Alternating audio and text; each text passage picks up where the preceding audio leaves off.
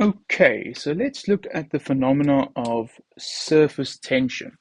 So we're asked to give an example of what surface tension is and explain why surface tension is the consequences of intermolecular forces. So in short, surface tension is the energy needed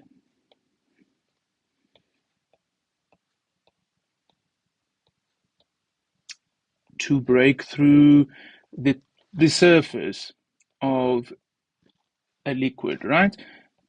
I think that is kind of something that we are all aware of, or at least you've seen the geckos run on the surfaces of water, or um, seen the meniscus of a liquid in some kind of way, shape, or form, or seen a soap bubble. So that's a good example. So, for example, e.g., soap bubbles.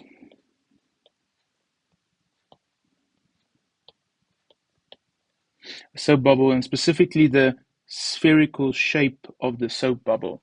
Because it's so spherical and it's precisely made, its surface tension, it holds its shape because of that. And it's because of intermolecular forces.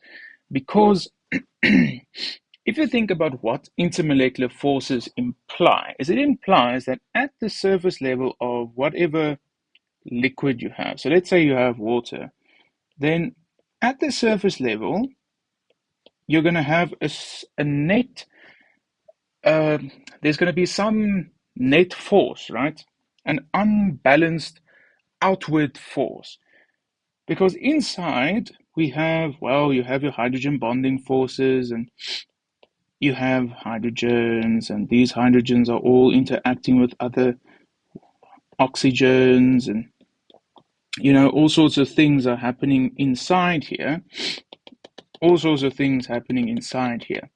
But everything on the surface level, so at the surface, there is no attraction. So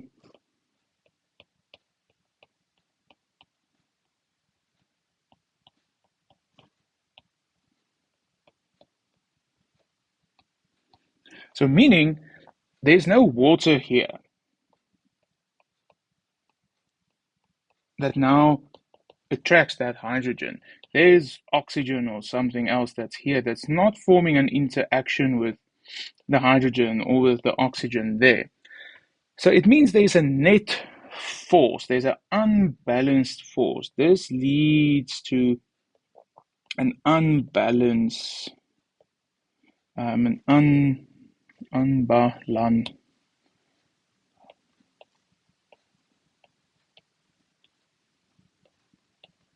unbalanced force, and that unbalanced force is outward.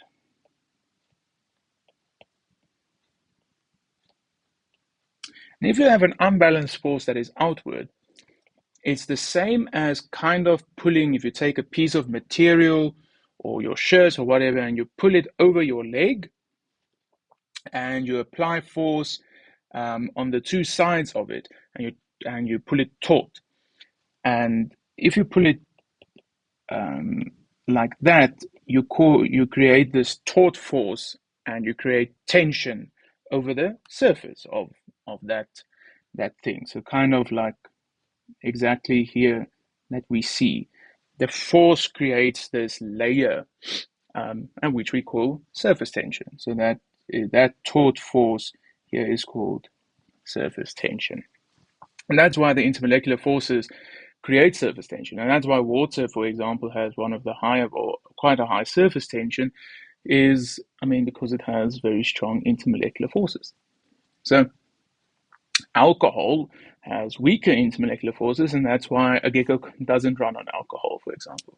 Also, I don't think you get alcohol in swamps, so most creatures would probably be drunk all day, but also it would evaporate. But anyway, on a more serious note, that's what surface tension is. It's the unbalance, or the imbalance in force from the inward and outward intermolecular forces, which leads to a taut kind of force on the surface.